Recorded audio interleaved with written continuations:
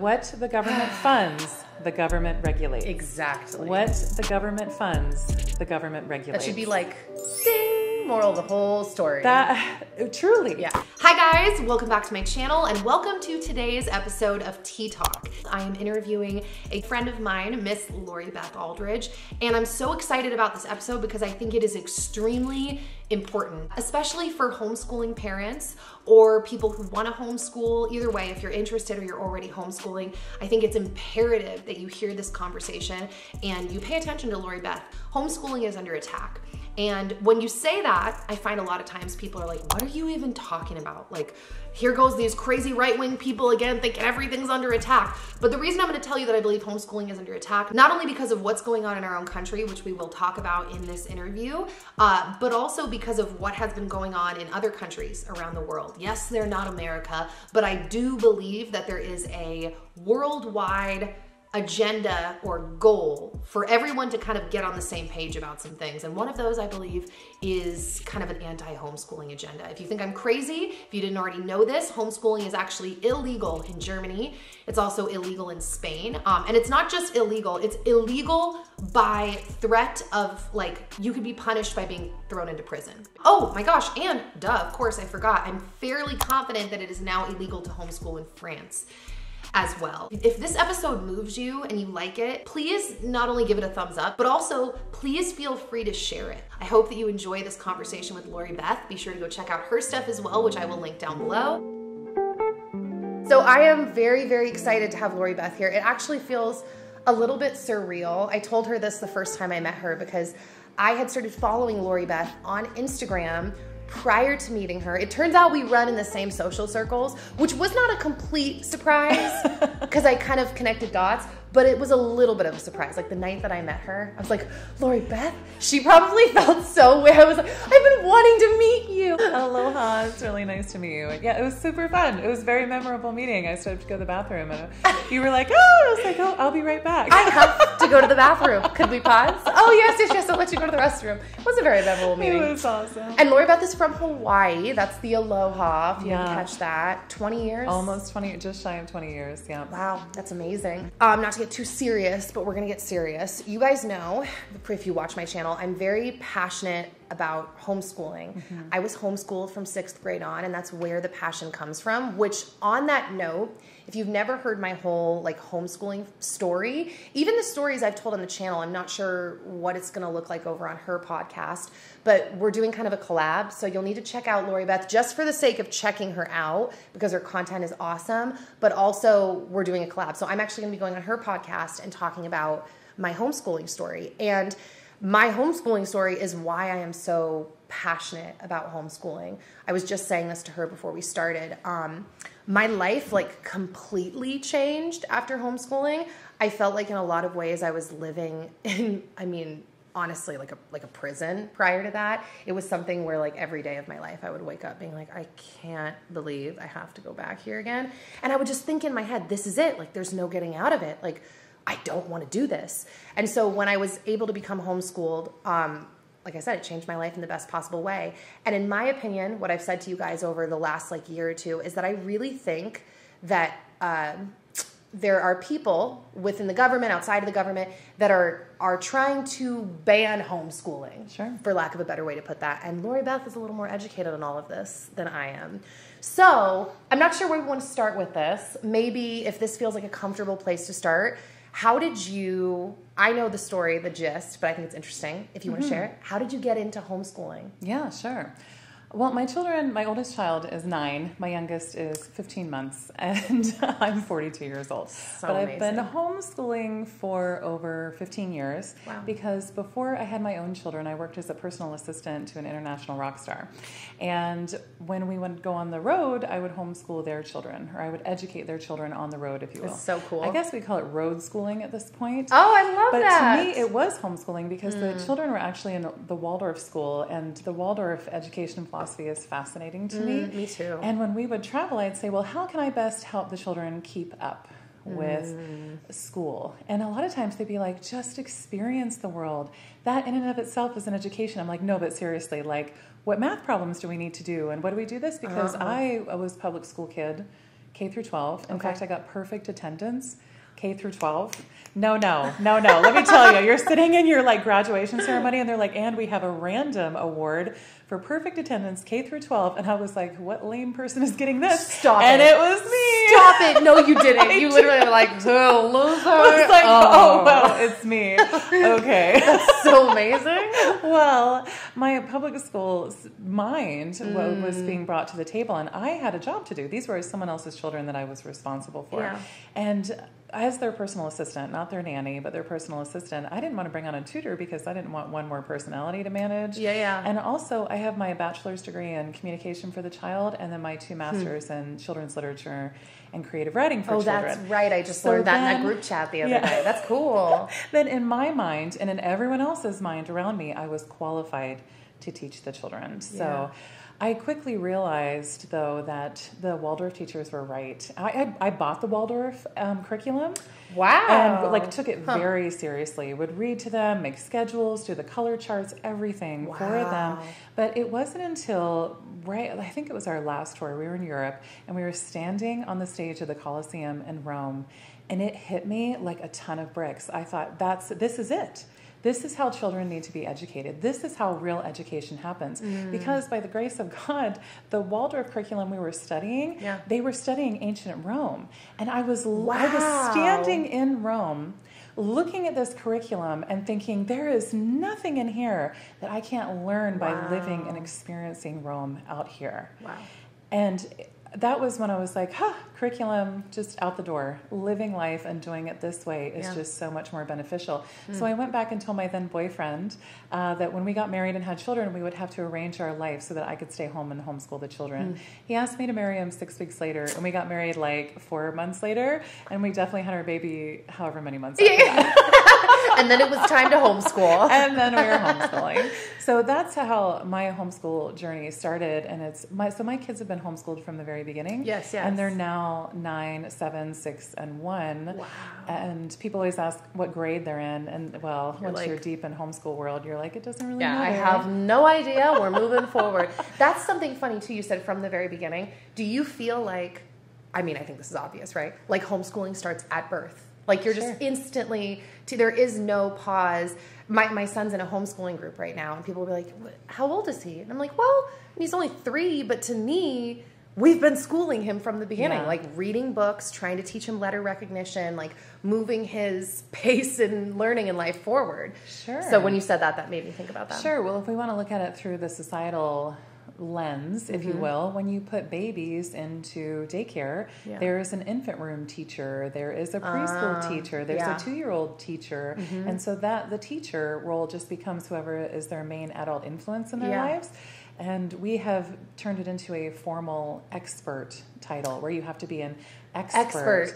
But the reality is we are the experts on our own children. We are the ones who literally made them, literally birthed them, literally adopted them, have them all the time. We are the experts on our children, but I just think it's a shame that our society has been told that they can only turn to experts, someone who has a higher degree or knows somewhat more than they do about certain topics. And I can't get on board with that. I can't get on board with other people saying that they know more about my children than I do as their mom. I'm trying to not let my head spin off into 14 different directions. Because I know a lot of people get really offended when you talk about this. They're like, dude, I had a full-on college education. I am an expert on, childhood development or childhood education.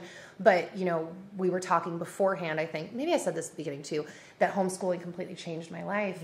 And a big part of what changed, there were so many facets and things that changed for me right afterwards, but was realizing, wow, everybody learns differently. And so even though I don't want to knock this idea of studying, being a childhood development expert or learning how to teach children in a way that you think is correct or the expert way to do it, there is part of me that's just I don't think everybody learns the same way, because the way that I learned and the way that I was able to advance once leaving that specific setup for what they deem to be education, I feel like I was able to jump ahead so much farther in things that interested me and benefited my life. Sorry, go on. It's okay. In regards to that, actually, specifically, we talk about lifelong learning all the time. And we're constantly learning. And it seems like this is a general cultural concept that we strive for. Well, we're always learning. We're always learning. We're always learning. And yet we haven't embraced that all the way. Yes. And then there's those of us in the homeschool world who I think the way forward as homeschool teachers specifically is for us to embrace lifelong learning and realize that we are going to be learning along the way. Yes. We are not experts showing up, presenting a curriculum as the experts, and we are right and we know what's right and we know what's best for our kids, but we're also humble enough to say like, oh, well, there's different ways of looking at things. Totally. Rather than just showing up with our expert pants on and saying like, oh, here's the information. I mean, it's like big girl pants. My expert pants are on. I'm going to put my expert pants on and explain this to you. Instead, we're humble enough to say like, well, there's actually lots of different ways of looking at this. Yes. So just...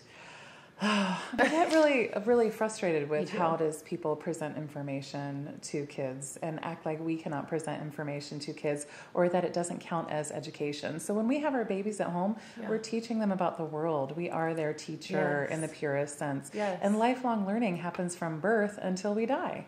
Yes. So yes, are we teaching our kids at home? Absolutely. We don't have to be experts in baby stuff in order to show up and love our kids well. Yes. We can show up as parents, and I do think we should show up as parents and with a lifelong learning attitude ourselves and say, oh, there are things that I can learn about this age and stage. There are things I can learn from other people, but those other people, those experts, aren't the only source.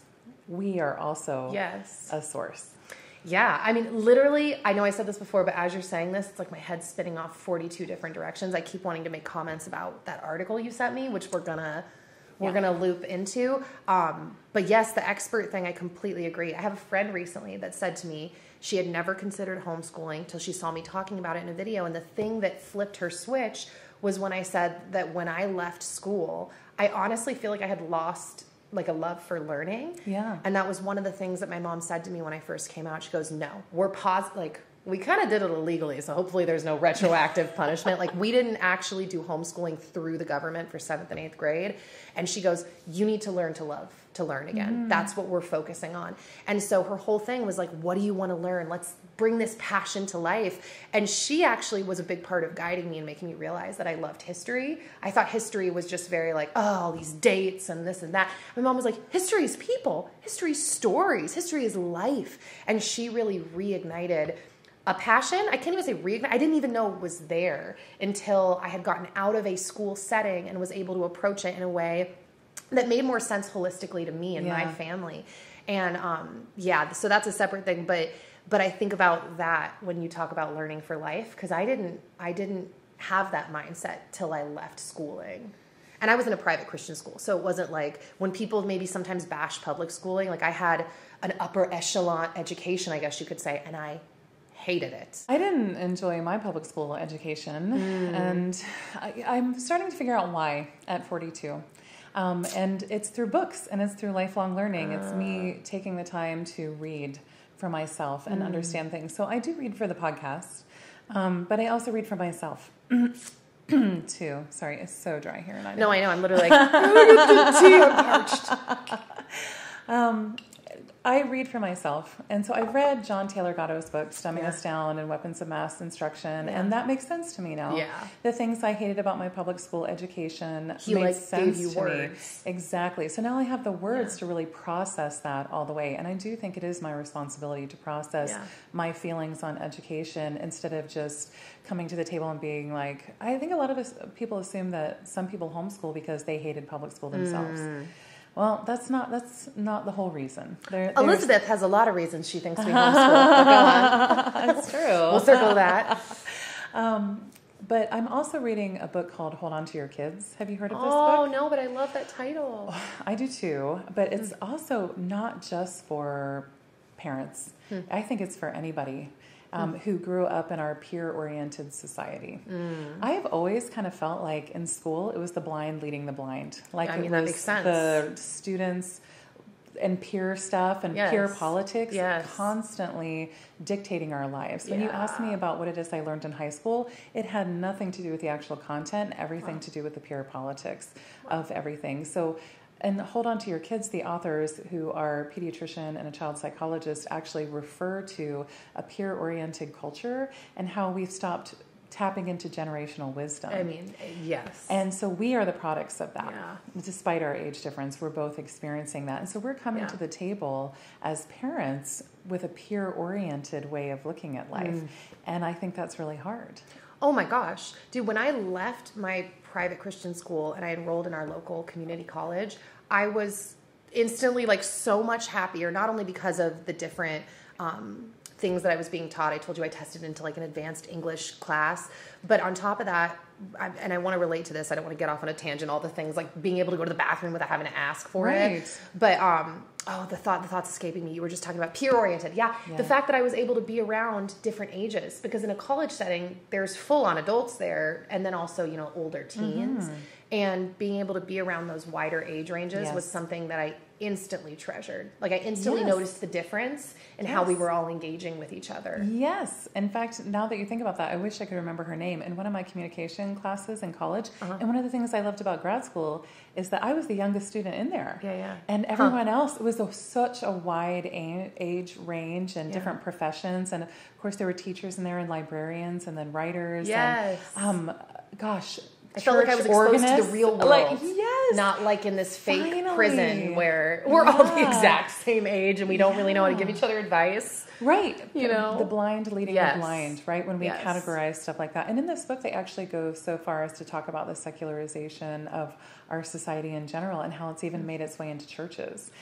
I was just going to say that, like Sunday school type stuff. Yes. So now, you know, there's men's groups and women's groups, and then this age group is together, and this age group is together, and this age group is together, and all the siblings are separated, and the husbands and wives are separated, and we're away from the elders, and there are very few things that come together. Don't get me wrong. I was just going to say that. I do think that men should talk with other men. I do think women should talk with other women. I do think there should be moms groups, and we should get together.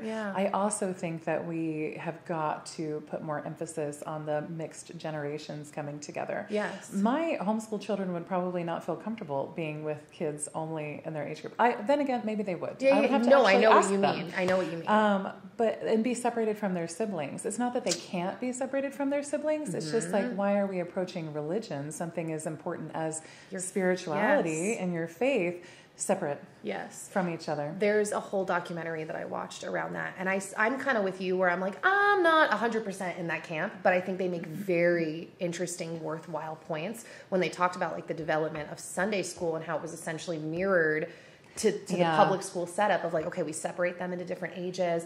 And like I said, I don't feel so like, no Sunday school for kids. And I'm very torn on what we're going to do. We visited family churches where there is no Sunday school. We've visited Sunday school churches, but it's something that I think is very interesting and like I said, worth thinking about. But I trust parents to use their discernment. And I think that that's something that exists in the homeschool community on a regular basis and is a given. And schools not trusting discernment. And not even teaching people what discernment is. That's a good point too. You know? But it is something that we trust parents to have in the homeschool community. And I'm sure it's interesting though, someone will take that comment that I made about like, I'm not sure my kids would be comfortable being separated from their siblings to learn about faith and being like, see, they can't be socialized, they can't do this. But our idea of socialization has become, can they hang out with people their exact same age and nobody else? Exactly. That's so weird to me on so many different levels. I get what you mean, because the wider age range, having different people with different perspectives, it makes it, I don't know, I don't even know how to fully put it into words, but it's a more fun, well-rounded, interesting, wisdom-filled experience. It's rich. Yes, it's rich. There's the word. It really is. It's really rich. It really is. And you get multiple perspectives. Yes. And you get it from the different age groups and different experience levels. I mean, I think that's part of the reason why Mom's Group works so well. for us, like, you know, we can have the older moms and the younger moms and the moms of 4, the moms of 6, the moms of 1, the moms of 2. Yes. You You help each other. Exactly. Yeah, you guide each other. Yeah. I don't know. This might be a weird segue, but I've been wanting to tap into it anyways. Sure. So all of that just keeps making me think about this article you sent me from Elizabeth Bartholet. I think that's how you say her name. So this, like I said, is something we've talked about a little bit on my channel, partially from John Taylor Gatto, because I also listen to those books. They're so good. If you are a homeschooling mom, and I know there's been a huge influx of homeschoolers because of the last few years, which is actually part of why I want to have this conversation, because I'm enough of like a conspiracy theorist to think that this influx of homeschooling is also part of potentially like a funneling towards controlling it. For sure. Kind of like what's going on with like cryptocurrency. I think there's some like reaching to control it. They can't let it get out of their hands. What were you going to say? Go ahead. Yeah, sorry. I was like, before we segue into that, totally, can we talk about a couple of myths? Yeah, go for it. Because you said, you know, homeschool moms especially would want to listen to those books. Yeah. And those are actually 3 books that I recommend. Dumbing Us Down. Start off with that one. Yes. Because Weapons of Mass Instruction is much longer. Yeah. And then Weapons of Mass Instruction, both by John Taylor Gatto, and then Hold On to Your Kids. I got to check that out. The other thing I would actually recommend is the podcast documentary Sold a Story. Haven't heard of it. Oh my gosh. It's about how I'm excited. reading is taught and not taught in American schools, and the politics of reading and all of that stuff. So, and this affects us all. How we were taught to read, how we teach our kids how to read, how reading is approached, how kids who bounced around from different schools and moved a lot as kids, why it is they have trouble, like so many different things. It's so fascinating. And people who have listened to this podcast documentary finally have the words to describe the frustration that they feel either with their own reading journey or teaching their children as well. Anyway, that's reading those, very interesting. You don't have to be a homeschool mom to read those or listen to those, but I think it is a must read for homeschool, and then anyone who just wants to find out more about education in general.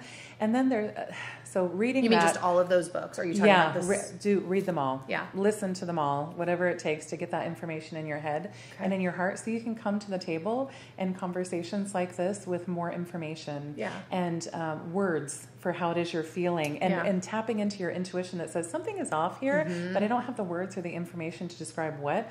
Those resources will give you that information to apply it to your own life, because I think that people's individual stories are just as good of a resource as experts or books or whatnot. But when we're talking about homeschool, I think that there's a huge difference between homeschool and then schooling at home, like recreating school at home. 100%. So like anytime I'm talking about homeschool, I'm actually talking about teaching my children from a home point of view. There is this huge shift toward homemaking, homesteading, home birth, homeschool, and the home is at the center of all of this. And a lot of people misinterpret or just don't have the information. They're ignorant in the purest sense of the word. Ignorant meaning not knowing. So if you do not know what homeschool looks like, feels like, what the vibe of that is, a lot of people misinterpret it as recreating school at home. And it's in that space that a lot of people get frustrated, they get angry, they feel under-resourced, they feel like they don't have the patience. And because they're trying to recreate a system that is broken. This is such a good point. At home. So if anyone's listening to this and you have that lens of frustration or disappointment or lack of patience or feel lack of resources, I think the first step in analyzing all of this is understanding the difference between homeschool and then schooling at home. Yes. And I feel like Elizabeth Bartholet and other people who don't know about the heart of homeschool don't know what they're talking about. Oh my gosh. Because they're talking, it's glaring. They're literally going off of gossip and how it is they think what homeschool looks like. And they're like, they're isolated, they're unsocialized, their parents are religious zealots. She tried to say that so many of them don't even have basic reading skills. And which I was is like, crazy. Well, she's like literacy. I'm like, what? The homeschoolers that I know have like advanced literacy skills. Anyways, go on. And so I would question where they're getting these examples. They actually don't know about it. I think that's why you can look at things like articles from Harvard who are trying to, which is a business / liberal indoctrination camp. No kidding. Sorry, I was glancing to make sure to stop. Okay. It's a business. It's a business. Yes. And then we're over here, on Instagram, if you will, showing people what homeschool actually looks like and showing the beautiful connection parts of all of it. Yes. And there's a disconnect there. How can people read this article and what Elizabeth is saying about homeschool and then look at all of this over here? And it's not for show. I can tell you that the vibe that these women are putting across, the freedom that they have to teach their children the way that they teach, there is genuine joy, peace, happiness, growth, lifelong learning, all of these things that our society is striving for. They want to thrive. Yes. And a lot of people coming from this super negative mindset are stuck in survival mode. Yeah, it's really bizarre. It reminds me of, like, my husband always gives the example of maybe like a police officer who's seeing like the worst car accidents and they're like very paranoid about, or nurses that might see a really bad, like a home birth gone wrong. Oh, I would never home birth. It's like, okay, but the actual numbers don't support the fear that you have. I think you've just been exposed to the worst. Right. And that's kind of the vibe I'm getting while reading this article. It's like, well, if you're working in a really bad part of the country or the city and you're in CPS and you're seeing some really bad situations, it's like, I can't take that away from you. But to assume that that's everyone is so out of the realm of my immediate experience in all the places I've lived. Right. It's hard to even grapple with. I mean, one of the things that she talks about in this paper, and I'm just starting to read through it, so if you've read it all, you'll know more than me. But one of the things that she says at the beginning, besides the fact that she's claiming that like 90% of homeschoolers are Christian, which I'm like, where did you get that from? But okay, maybe that's true. Besides that, one of the things that she says is that homeschoolers really want to only expose their kids to their religious way of thinking and seeing things, and they want to hide them from the rest of the world. And I thought that's so interesting because there are certain things I'm trying to not expose my son to yet because of his age. Right. He's only 3, right? That's right. But in my husband's and my mind, and I feel like it's probably similar for you, but you can tell me, we've always said like, we are going to be exposing our children to other worldviews, to the fact that like, hey, this is what we believe. We don't really know. But this is the conclusion your dad and I have come to, and this is why we think this. But we're not planning on hiding them from like society or that like other, like she says, people don't want them to be exposed to feminism or secularism. I'm like, oh, my kid's gonna know about all of that. He can make his own choices. We live in a secular world. It's exactly it. And there is such a thing as secular homeschooling. Yeah, and it's exactly. huge. And they have their own religious doctrine in secular homeschooling. Exactly.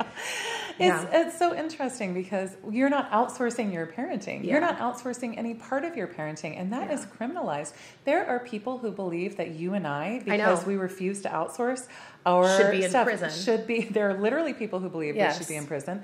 There's an acquaintance of mine I went to college with who, during all the nonsense of the last couple of years, said that people like me who are homeschooling my children are fringe. And we are the fringe of society, and we are dangerous and need to be dealt with.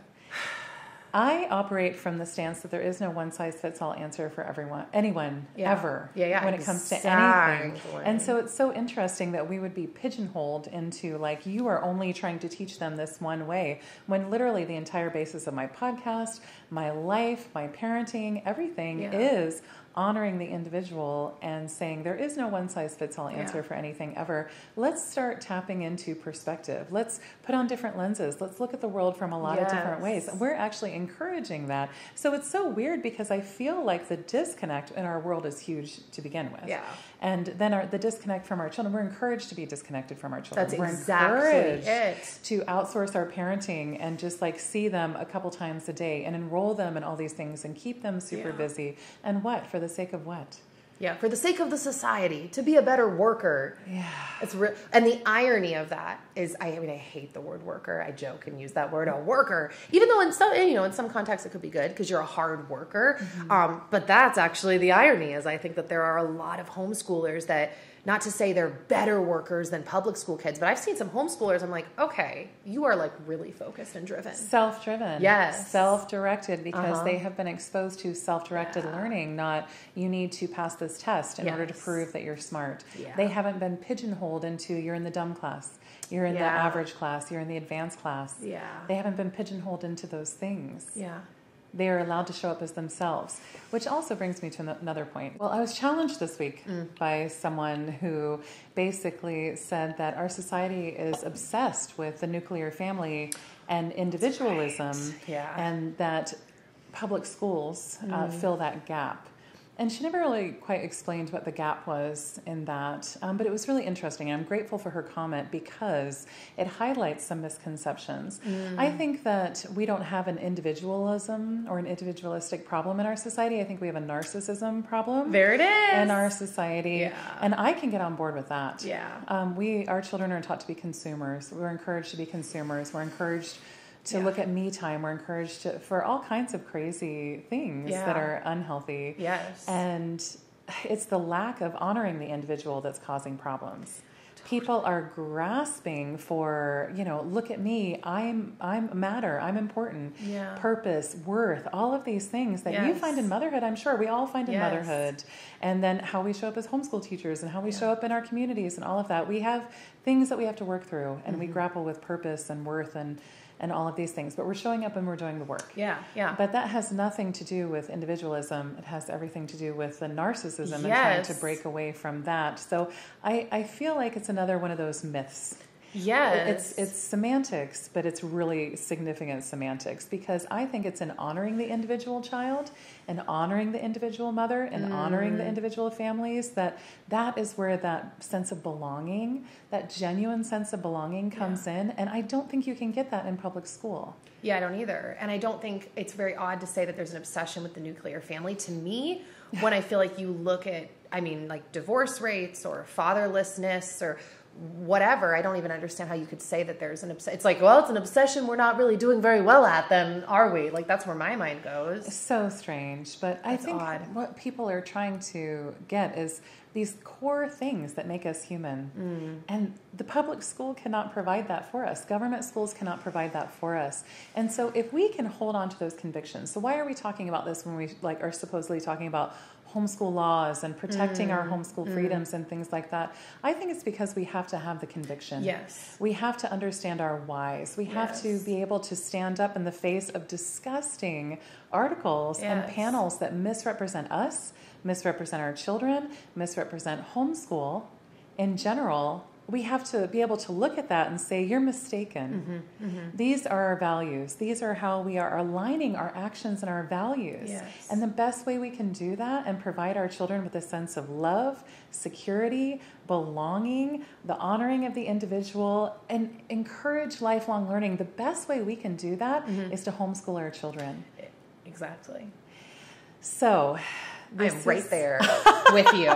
This is frowned upon when it comes to government stuff. Yeah. And so one of the ways that we have to protect this is to understand our why. Yeah. And to sit down and really understand our whys of parenting and our education choices. To me, it is not enough to just blindly send your kid to the closest public school because the government has said, because this is your address, this is where you're going to go to school.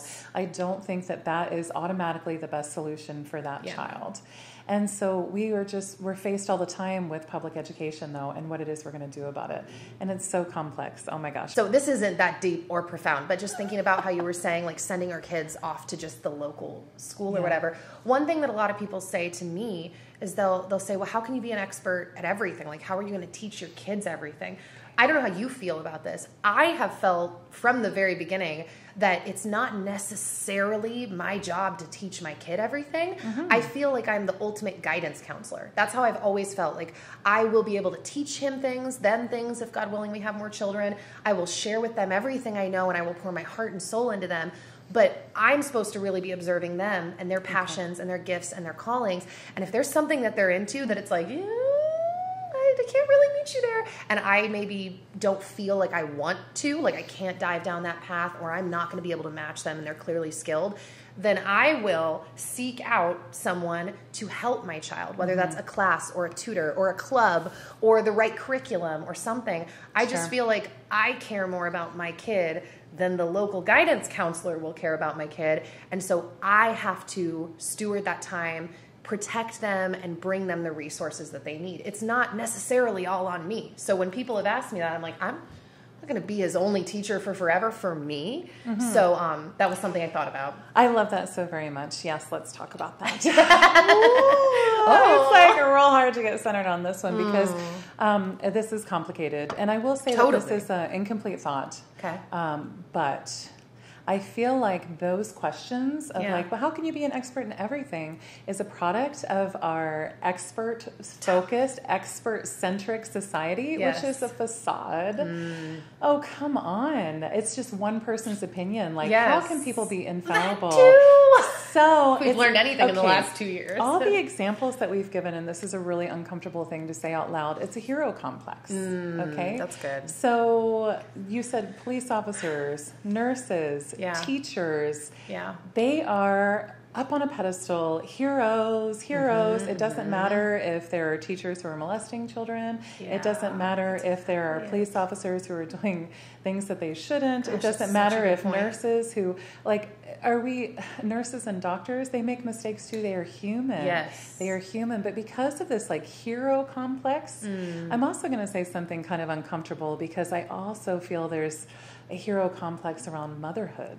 Totally. And that mothers can do no wrong. I just got chills, I think that is problematic too. That's problematic too. So what solution, what problem are you trying to solve here? Do you think that the solution is in an expert? Do you think it's one of the heroes? Yeah. Do you think it's in the moms? Do you think it's in the doctors, the teachers, the nurses, the firefighters, the police officers? Do you really think that anyone in this like hero capacity?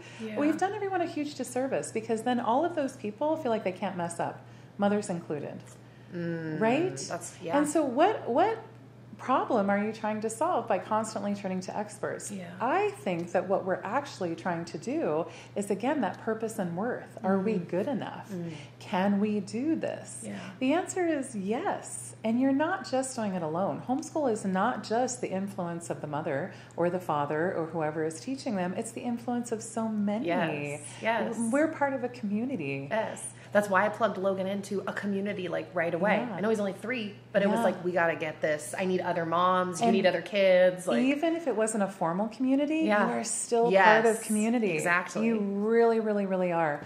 And so any topic that we are wanting to teach our children or we're expected by standardized testing standards to teach our children or anything that they're interested in that we might not know about, there are curriculum out there. You are smart and capable. You can look this up. You are a product of a system that that everyone expects your kids to be put into. So if you went to that public school, you should be smart enough by the end of it to be able to teach your child everything that they would be taught in there. And there are people who argue, well, there's child development stuff in there, and there's teaching philosophies, and there's resources and credibility and blah, blah, blah, blah, blah, blah, blah. You have access to all of that information.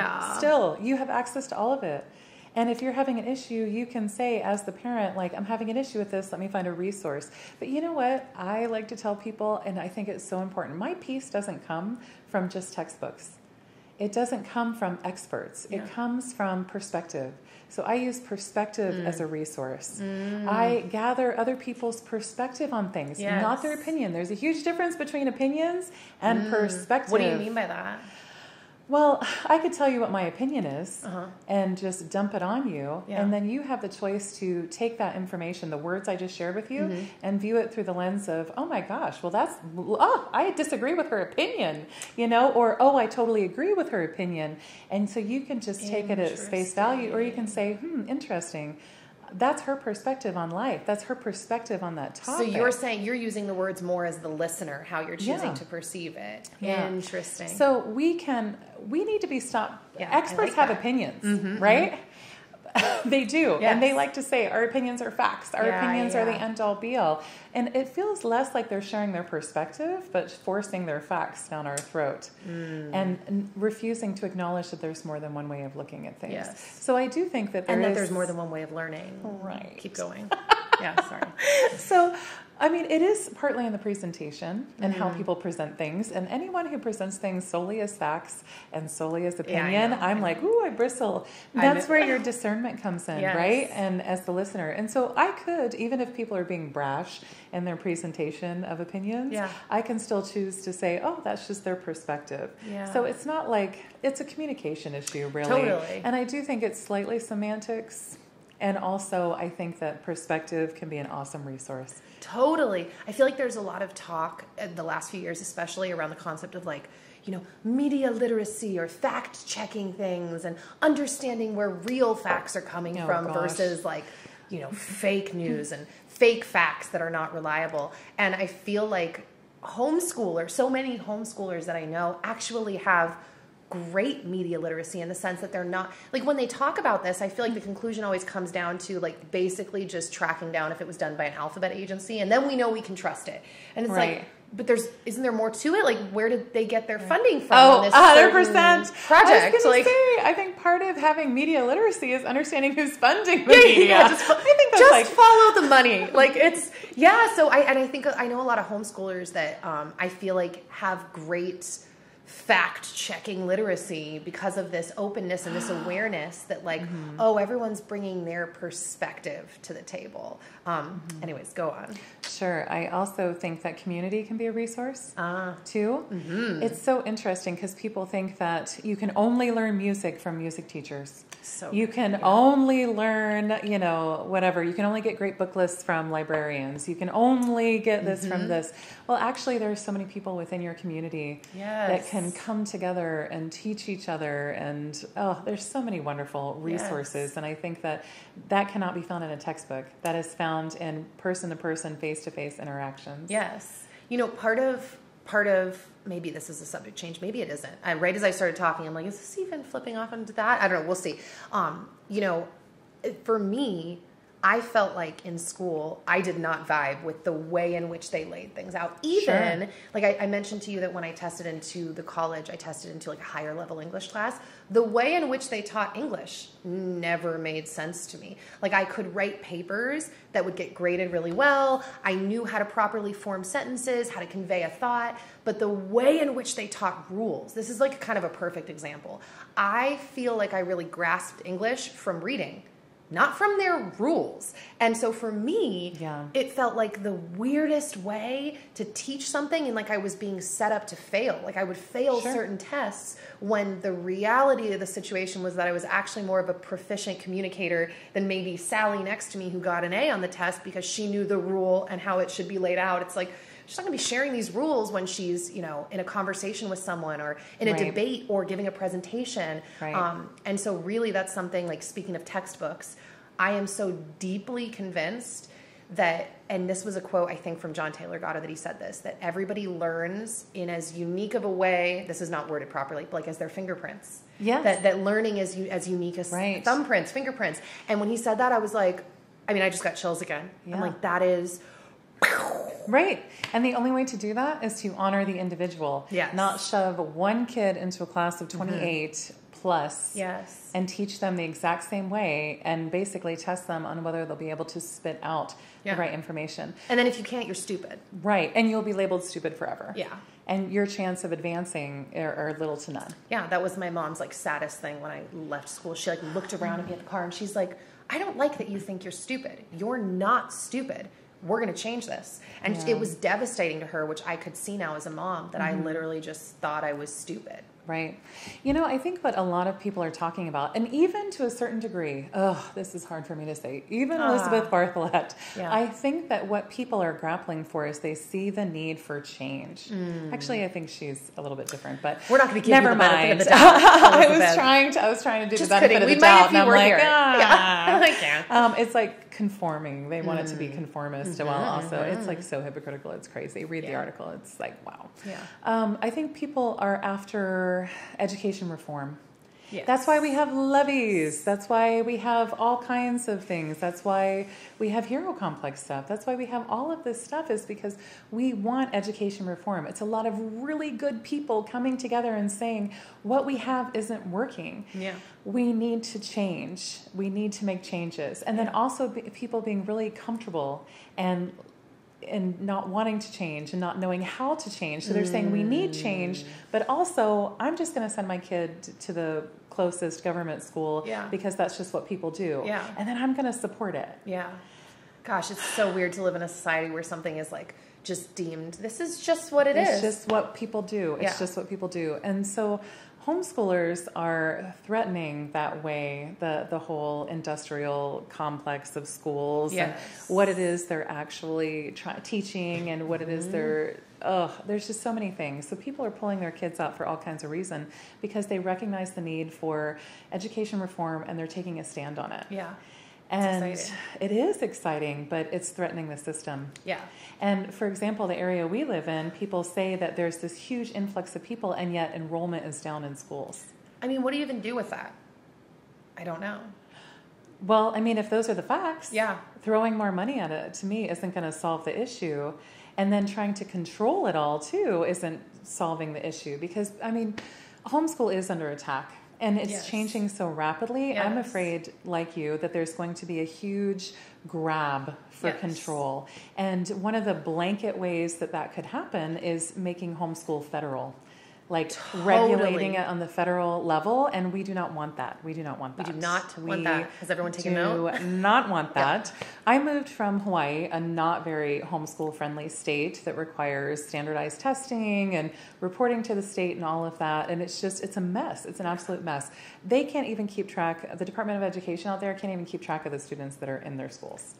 And I don't say this to be callous. I say this from a stance of, I'm friends with teachers, and I can tell you that a lot of kids are slipping through the cracks, if you will. And then it's weird to be a homeschooler and think that there are actually people who believe that my children are slipping through the cracks and that we need or being abused. Yes, and they're using abuse cases and random examples to justify why CPS should show up at my door and I should be required to, not me specifically, homeschoolers in general, should be required to report to CPS or that we should get mandatory visits from CPS. That is crazy to me. Crazy. Because I can't then use an example of a teacher sleeping with a student or abuse happening to be like, well, every teacher needs to be visited by CPS. Exactly. Every public school kid needs to be. Or what about CPS losing kids? Like, I know that's not the topic, but if we're talking about another government agency, even though I know CPS is for profit, it's like they're losing kids.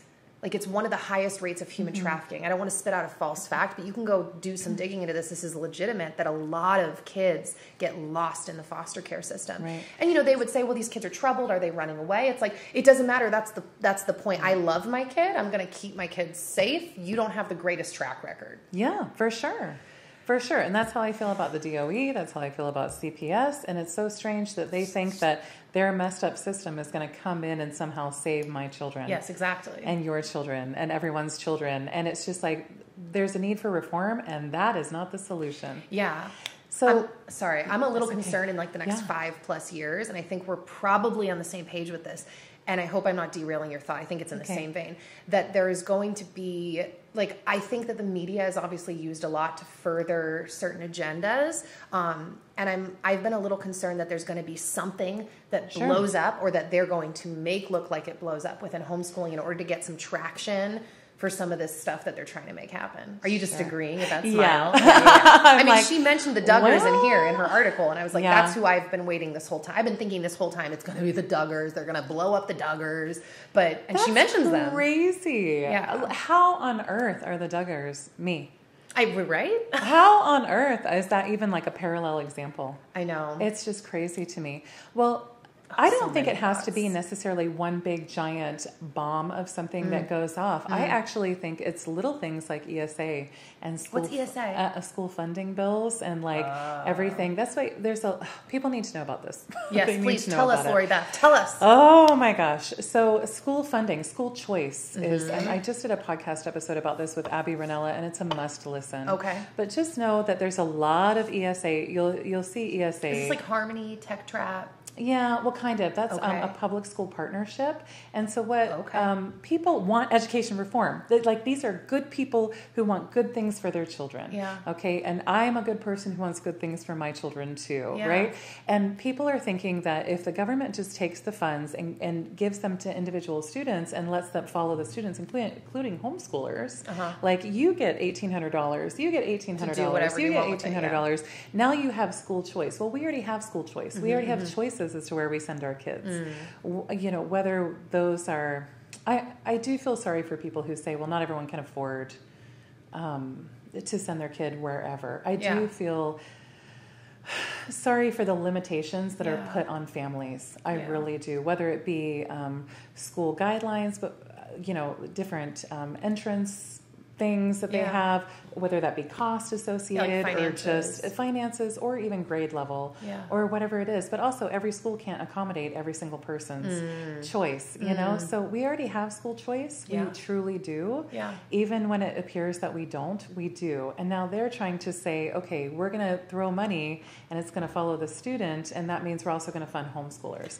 But what the government funds, the government regulates. Exactly. What the government funds, the government regulates. That should be like, ding, moral of the whole story. That truly. Yeah. That is at the baseline of all of this. And that's why so many homeschoolers are like, no, we do not want things like TechTrep. Which is the public school partnership here in the state of Idaho. Yeah. One of the freest states to homeschool your children in. It's so brilliant. It's so wonderful. The homeschool communities are huge. It's so cool. And vibrant. And the children are amazing. And the moms are amazing. It's mind-blowing. I know, it really is. We're surrounded by natural beauty. Yes. And constant support. Yeah. And it's wonderful and beautiful. And now there are programs like TechTrep who want your vaccine records. They want your child to be tested. And you know what some families are doing? I found out this is a red flag. I'm scared. They are telling their children to take the standardized test on the computer and just click through and not answer anything and just fail. And so what do you think is going to... Yes, I know. So now those tests are going to be used against us as homeschoolers. My children have never taken those standardized tests. I don't teach to those tests. I don't agree in those standards. Again, because I want education reform. Yes. And the standardized tests aren't working. And I'm not going to participate in a system that's not working. And let me say, if you're questioning the standardized test thing, the John Taylor Gatto books, he does a significant chunk on testing. Like I think this is obvious, but she's not just whipping this out of nowhere. Like, I don't like testing. I think it's pointless. It's like, we may feel that intuitively, but his books, to give you context, and then, sorry, keep going. He won like New York State Teacher of the Year with the public school system. After teaching for twice. 30 years. Yeah, and then he won New York City Teacher. So he has 3 awards from New York State and New York City for being an excellent public school teacher. So him doing this, he's essentially like the ultimate whistleblower, and he really lays out why he doesn't think it's effective. So keep going with the test thing, but that's wild. Well, they're going to use the tests against us, right? Yes. And they're going to be like, well, homeschool has to be regulated because all these homeschoolers are failing this test. It's like, oh my gosh. But parents, some parents, not all of them, are telling them to do that. I'm like, please stop doing that. Please stop doing that. And the best way to not do it is to not enroll in those programs anyway, because you're literally trading your homeschool freedom for $1,800. Yeah. And if someone we have friends in our community that tried for a little bit, they felt kind of financially desperate. Yes. And some stuff worked out so they weren't as desperate, but also they were willing to kind of cut some things. They started going through it and they were like, whoa, they instantly felt the clause. I mean, I don't know a nicer word for that, but come into their education and their home and their child's life. And they were like, nope. Right. And remember we talked about homeschool versus school at home? You are signing up for school at home. Yeah. They won't fund religious curriculum. Some people say, oh, yes, they will. Oh, well, they'll fund certain ones that don't mention God and math problems. Wow. But they won't. If it mentions God at all, it has to be a secular curriculum. And so you losing your freedom to choose which curriculum is best for your child. Yeah. You're now teaching to the state standards and your freedom is gone. All the advice I could give you about how to have a peaceful homeschool, a productive homeschool, a loving homeschool, a patient homeschool, all of these things are out the door because you have opted to trade your freedoms for $1,800. Yeah. And there are some people who will say, well, I'm a part of these programs and it's not terrible. I talked to a nice person who knows nothing about homeschool most of the time. Yeah, exactly. Right? Exactly. You're reporting your school at home to someone who understands school. Yes, and this is kind of what my mom had to do back in California. Mm-hmm. And to be honest, she said it wasn't the hardest thing in the world back then, but I think things have changed a lot. And I would not enjoy that. I know when I've looked at the layout, I'm like, no, everything you said is exactly it. I don't even know how my mom got by with all of those things, but it was a lot more regulated in California. Yeah, it definitely is. And actually, I won't use umbrella schools based in California for that reason, for the ties that the homeschool community has I want to the nothing Department to of do Education with there. any of that. And I feel sorry. It's a hard situation for people who are homeschooling there for sure. Yeah. But this school funding, the school choice bills are a Trojan horse for homeschoolers. So a lot of homeschoolers are saying, we're not going to be part of government schools, because that's what they are. Public schools are government schools. They're government funded, government run schools. There are a lot of good people in there, really nice people. I have tons of friends who are teachers, tons, but they don't get to show up as fully themselves. That's exactly it. They have to teach what they're told to teach and the way that they're told to teach it, and they're constantly monitored. Yeah. There's no privacy in public schools. There's no support for the individual time that people need to develop lifelong learning, to study what it is you want to study, to have interest-based learning. There's not any time for anything. Yeah. It feels like, and having the public schools dictate our time as a family. Oh my gosh, individuals, that too. All of that. It's just too much. It's too much. It's bizarre to have a system that claims so much, that things like, diversity is our strength. We want a diverse culture. Everybody needs to be creative, but then you want to slap everyone in the same conveyor belt. I don't know how that leaves a whole lot of room for a society to think outside of the box and be super creative and excellent at something when they've been forced to show up to something that maybe they don't care about 5 days a week, to do reports on things maybe they don't care about. And I just don't understand how you bring the best out of people that way. That's right. And anyways. So that being said, people are coming to the table with those ideas and that energy of things need to change, or I want to bring up best in my students. I love and I care about them. I love and care about my child. I want what's best for them. And so you think that by accepting the public funding, the $1,800 to homeschool your child, that you're doing the best for them. I would ask people when they want to show up with that passion that they have, which is good. Yeah. In the moment of, I'm passionate about this. I want to provide the best for my child. I want to show up and do my best.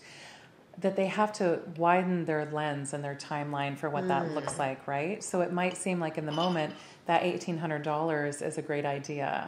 Yeah. But if you don't have the foresight to see how that could be jeopardizing your homeschool freedoms, or even how it's taking away your freedoms, I think that showing up and trying to do your best is like a moot point at that. It's like dies in the moment. Yes. Rather than so for me as a homeschool parent, and having my hills to die on, I can't stand with my back up against the hill defending my children, right? What do you mean by that? So my hill to die on, let's say, is homeschool freedom. Yeah. It's lots of freedom. We share that hill, but it's a lot of freedoms. But I can't stand with my back up against that hill and being like, you're not going to cross this boundary. I need to be 20 yards out. Oh, that's a good one. Yeah. And I need to be seeing what's coming. What's coming is government regulation of homeschool. There are so many. If you don't believe me, go on the internet and see how nasty people are to homeschoolers and the myths and the lies. It's truly mind-blowing. People who believe that we should be arrested. It is, and that we're just a threat to society. Yeah. And we're raising idiot children. It's incredibly unbelievable to me. It's incredibly unbelievable. So knowing that, I have to stand 20 yards out and defend my family and my rights and my freedoms from those people and those lies. Yes. And I also need to be a member of HSLDA, Homeschool Legal Defense. Yeah. So because they're farther out than I am. Yeah. And they're telling us what's coming down the pike. So I am leaning into them for insight, because they are professionals who are on it, right? Yeah. And that's when I lean into professionals and experts. But I'm also not going to put all my eggs in their basket. That's exactly it. You're still educating yourself with the right language and showing up on podcasts to advocate, Right. And then also getting to know my representatives and joining things like Homeschool Idaho, homeschoolidaho.org. They have all kinds of information on there about things that are coming down the pike and how it could affect homeschool. And Homeschool Idaho is also the keepers of the history. They're the holders of the history. And interesting. It's really important for people to understand the history of homeschooling so they understand that it was illegal in a lot of places. I have an interesting episode coming out this week about our umbrella school that we use. So that technically my kids, as a way to protect my kids, talking about like 20 yards out, I use an umbrella school for my children. So you're all part of the same. Technically my children legally are private school students. Okay. But they're schooled at home, if you will. But I still maintain my freedom and I report to them and they're accredited and all these things. There's a thing called umbrella schools. They're fantastic. But I found out the history of homeschooling in Michigan and how it was illegal. It was fascinating. So when you're coming into the homeschool community, I think it's really important to understand the history of it and then where you're coming in at this point in history. And then also the agendas of certain places that want to make homeschool illegal. It's actually illegal in Germany. Yes, this is something I was waiting for you to go off on. For people who don't understand this, like we're not just conspiracy theory. Oh, they're coming for our kids. This is literally, it's illegal by imprisonment in Germany. We've given political asylum actually to families from Germany before who were in trouble for homeschooling and were going to be thrown back into prison. I mean, I feel like the direction that Germany has gone since like post-World War II is the goal for like the U.S. But yeah, I just saw a video the other day from a woman who's an expat, like used to be a U.S. citizen, is now living in Germany. And she's just going on and on about like how great it is that they don't allow homeschooling there and how so many, like the general German population sees it as child abuse. Like they've gotten to the point where the population agrees with that. Yes. It's so Keep going. wild. Sorry. And so there are logical, loving people who also hold these incredibly toxic beliefs about parents' rights, what education looks like, what it's supposed to look like, lifelong learning. And then you have people who graduate from these institutions and then what? They're looking for wholeness. They're looking for purpose. They're looking for belonging. They want to read. They're just not a reader because they were labeled not a reader. Or I'm not a reader either, but I'm an Audible person. But they're not good at this or they're not good at that. And they carry that with them into adulthood. And into their parenting then, and into how it is we're showing up for our kids too.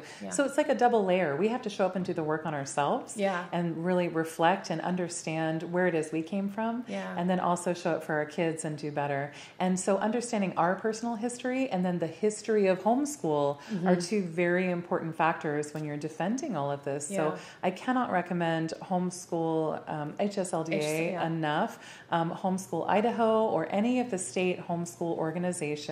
And then following any ESA bills, any school choice bills that are coming down the pike. Because I mentioned earlier, but maybe I didn't explain it all the way, that it really is a Trojan horse. So people are slamming they're slamming the front door on government and saying, we're homeschooling, you have nothing to do with my child's education now.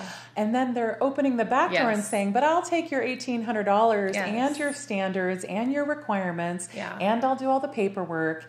And this is really the peak of why I brought Lori Beth on, because the door has been opened for so many homeschoolers now. There's so many and it's amazing. But this is what I feel like homeschoolers, new homeschoolers, need to really understand. That's right. And they're like, well, that's my choice. How is it affecting you? Well, they're going to use these programs against us. They're trying to regulate it. They're trying to corral all of us. And say, okay, this is what homeschool looks like, and this is how we're going to control it and regulate it in this state. And the only thing they have to go off of is people who are new to homeschooling, who have opted into these programs.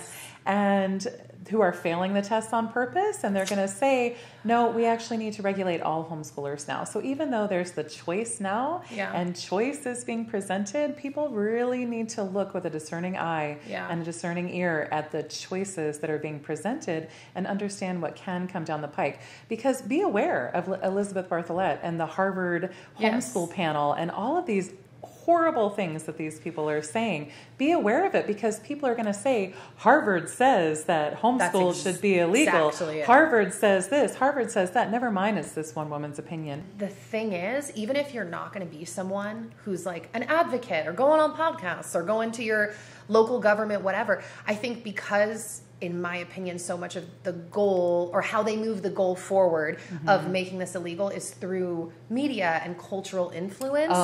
You just being aware, just educating yourself and being a person in this world is going to be helpful, because you're going to meet people who are going to be like, well, you homeschool your kids. They're going to want to know. They're going to want to talk to you about it. Other homeschool moms, just knowing, just reading these books. Seriously, John Taylor Gatto is like my, I think the language he uses is so empowering and spot on.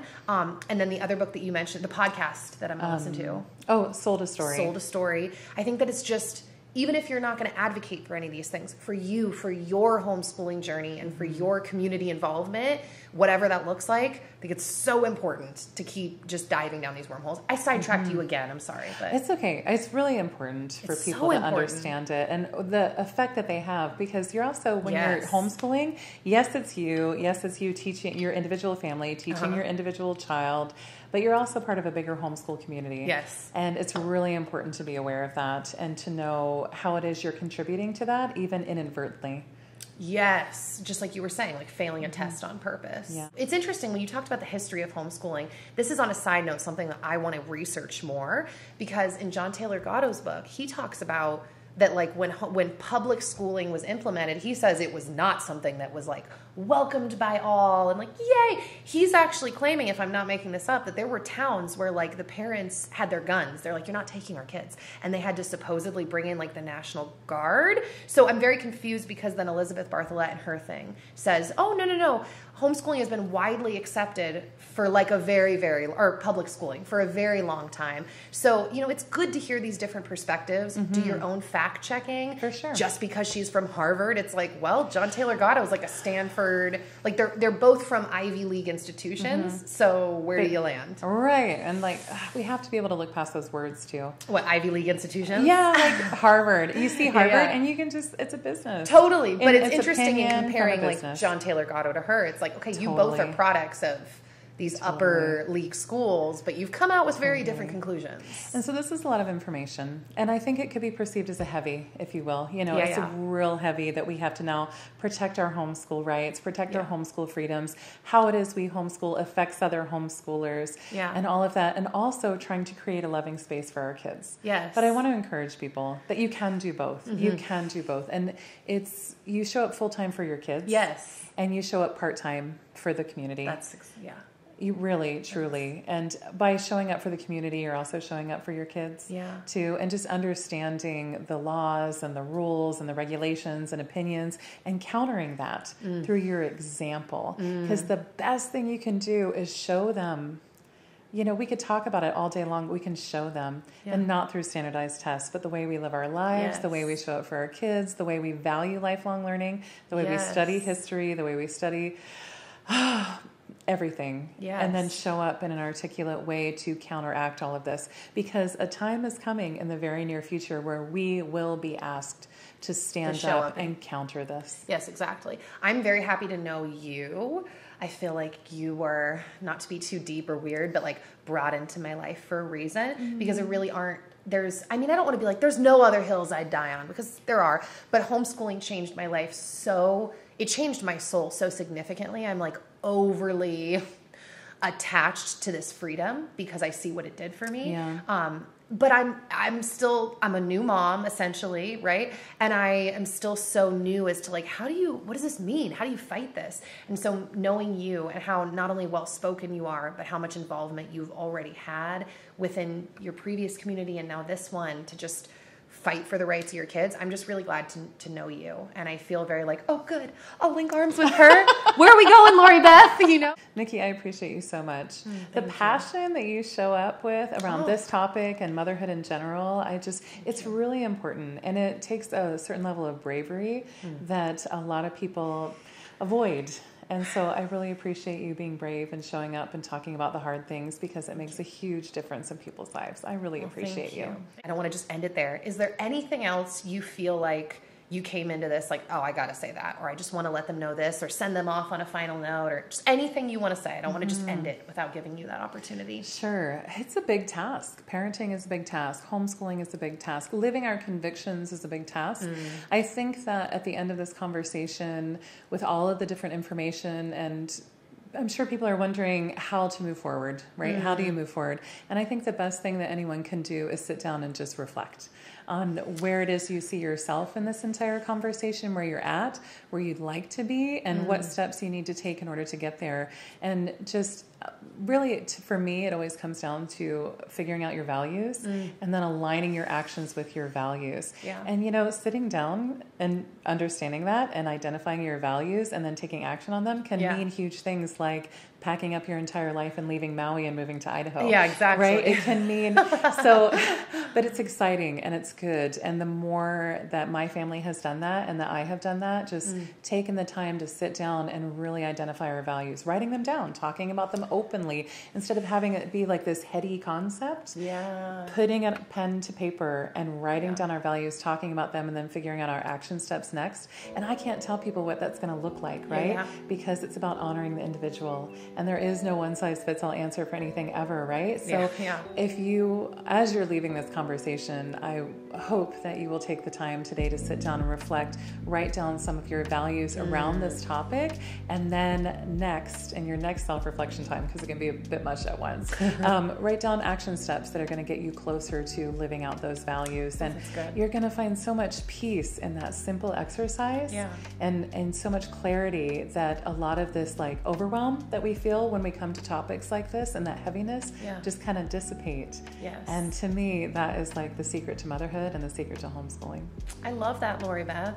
And it's interesting you say that, because a friend of mine the other day was trying to do this whole thing of writing down her values and her dreams too.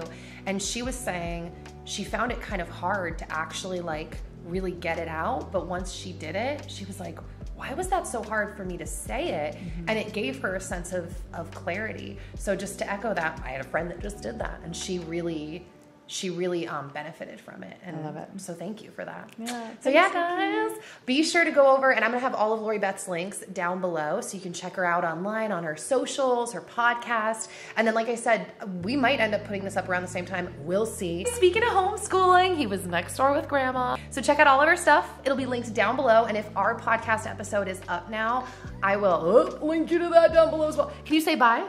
Can you say bye to the camera? Bye. Yeah. See you next time.